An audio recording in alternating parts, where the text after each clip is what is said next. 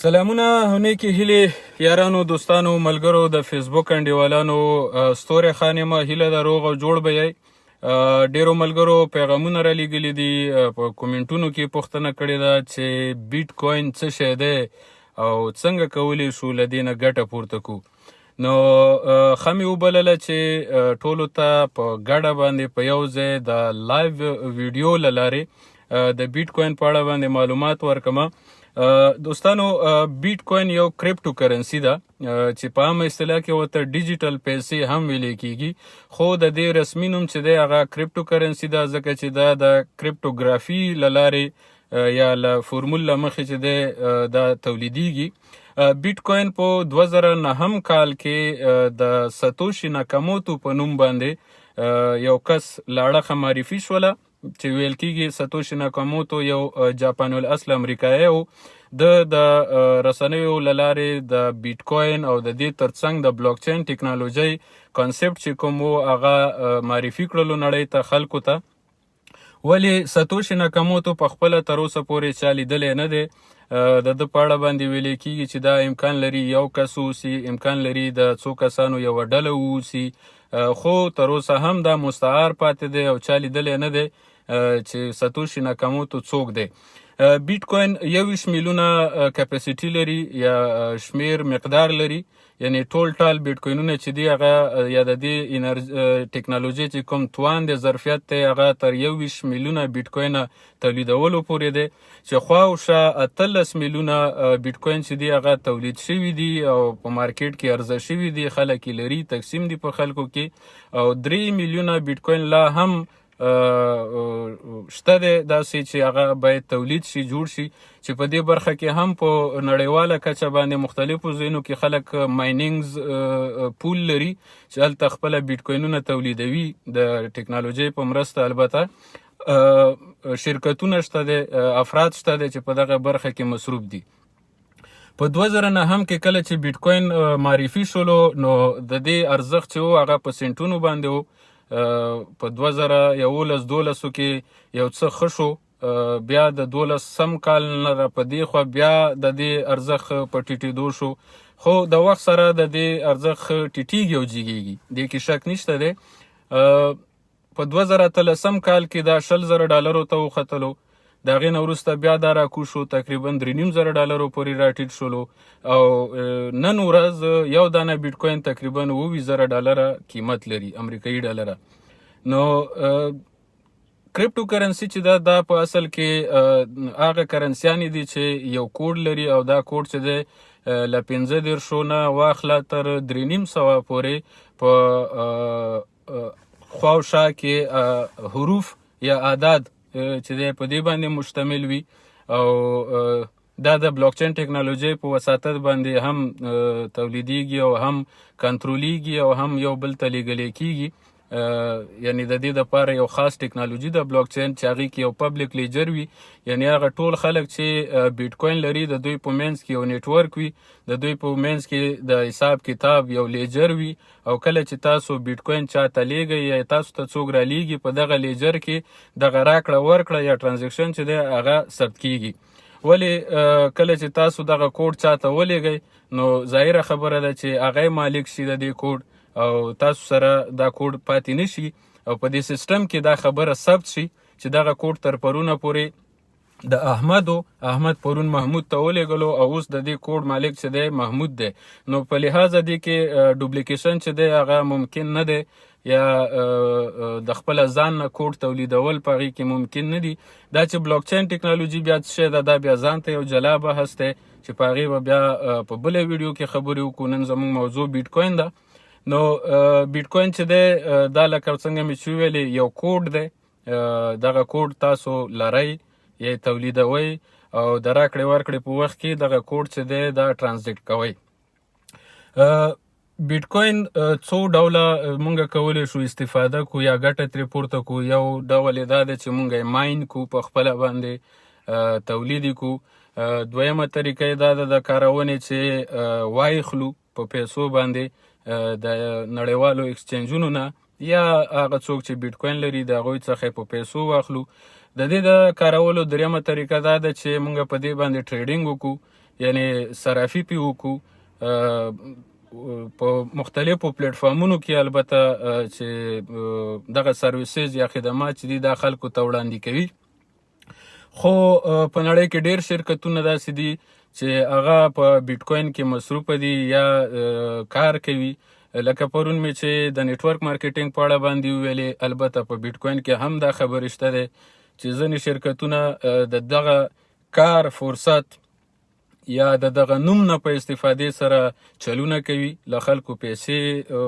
تروړي. ولې ډېر معتبر شرکتونه هم شته دی چې هغه په واقعا ډول باندې په دغه فرصت کې خلکو ته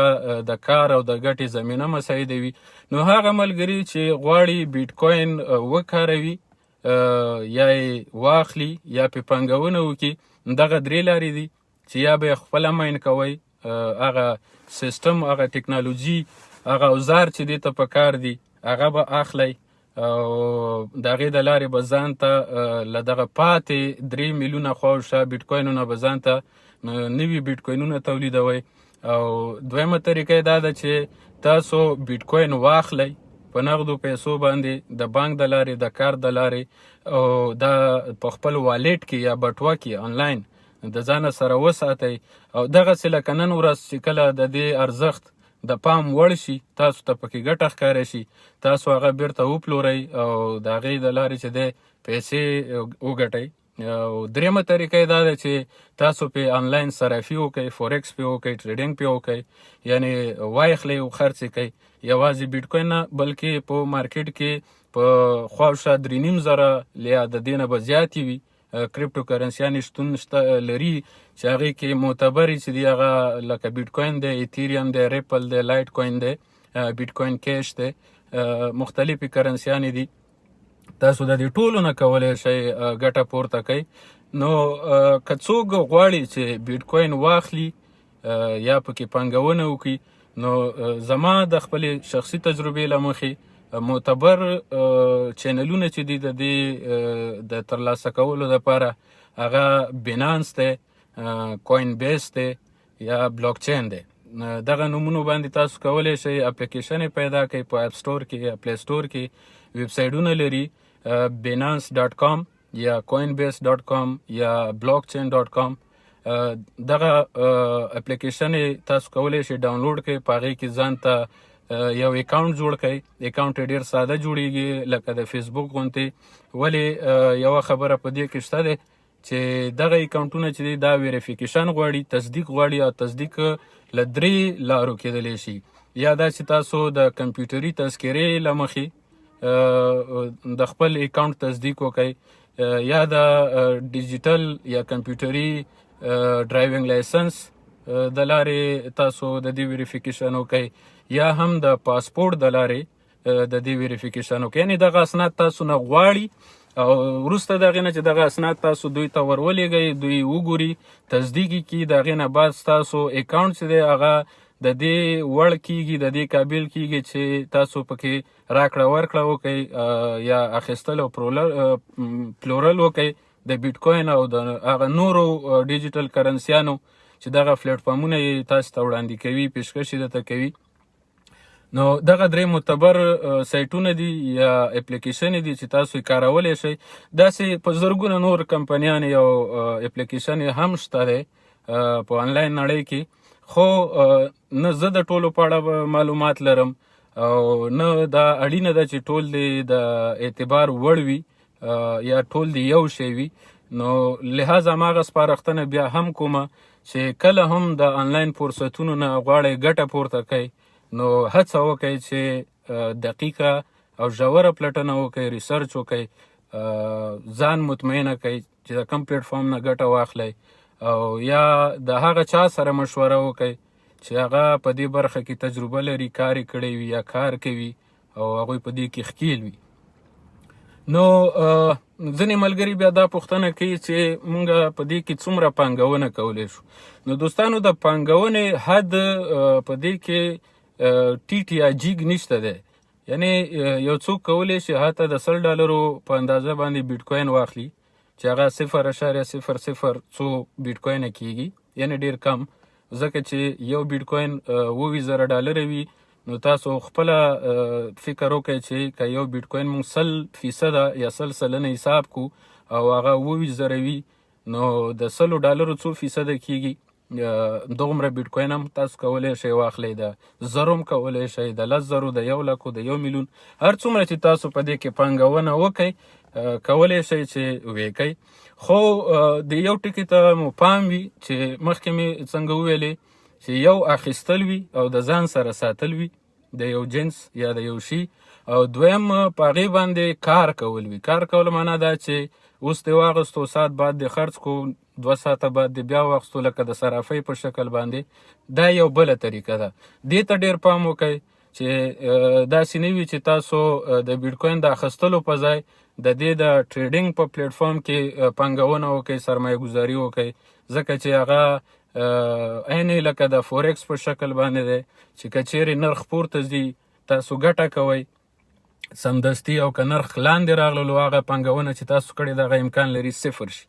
خو که چیرته تاسو مستقیم بیټ کوین واخلئ او د ځانه سره یې وساتئ، په دې کې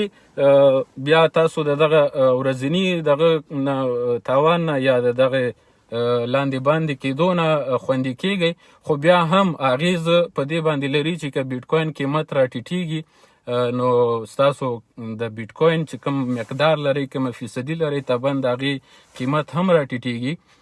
ځینې ملګري وایي چې دا اوس په 28,000 دی، یعنې معنا که مونږ یې واخلو او سبا د 20,000 ته راټیټ شي، 15,000 ته راټیټ شي، نو طبعا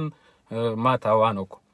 بلې هو تاوان دې وکړو په هغه صورت کې چې هغه مقدار بیټ کوین چې تا نن په 28,000 اخیستی دي هغه سبا په 20,000 یا 15,000 خرڅ کړي، نو تا تاوان وکړو. ولی که تا ساتلی اوسي او د ځان سره دې خوندي کړي اوسي نو تاوان ځکه نشته دی چې دا لکه مخکې مې چې وویلې ټیټیږي جګیږي. نو که تاسو حوصله وکئ او را روان هایپ ته منتظره اوسیږئ، دا امکان لري چې بیرته بیا پورته لاړ شي، او کله چې پورته لاړو په هغه وخت کې تاسو بیا خرڅ کئ، نو تاسو به د دې د لارې ګټه وکئ. بل په دې کې مهمه خبره دا ده چې بیټ کوین چې دی دا مستعاره کرنسي ده. نو د دې ساتل هم 2 ډوله کیږي، یو آنلاین دی چې کوم پلیټ فارمونه چې تاسو ته دا سرویس درکوي یا خدمات وړاندې کوي د هغوی سره یې وساتئ، او بله طریقه دا ده چې دا د یعنی هغه سافت شکل کې دی، او بله طریقه دا ده چې دا تاسو په فلش ډرایو کې ځان سره خوندي کړئ. د دې دپاره بیا ځانګړي فلش ډرایوونه دي چې هغه فلش کې دا تاسو اچوئ، خوندي کوئ او د ځان سره په فلش کې ساتئ. نو دې ته مو هم ډیر پام وي چې کله تاسو بیټ کوین اخلئ یا پکې پانګونه کوئ، نو داسې ویب سایټ یا داسې اپلیکیشن سره ځان ګډ نه کوئ یا د داسې اپلیکیشن نه کار وانخلئ چې د هغه سیکیورټي معتبره نه وي، خوندي نه وي، ځکه چې د بیټ کوین د هیک کېدو امکان هم ډیر زیات شته. او چون دا مستعاره کرنسي ده، دا د KYC خپله بیټ کوین د KYC پروسه نه لري، نو په دې وجه باندې که چیرته دا له تاسو غلا شي تاسو نشئ کولی چې هغه کس ومومئ چا چې له تاسو غلا کړې ده. نو په دا وجه باندې احتیاط پکې ډیر پکار دی. نو دغه و زما لنډ معلومات. بیا هم که کومه ځانګړې پوښتنه وه کولی شئ چې زما سره شریکه کړئ، زه به انشاءالله تاسو ته د هغې په باره کې معلومات درکړم. مننه، کور ودان، تر بیا.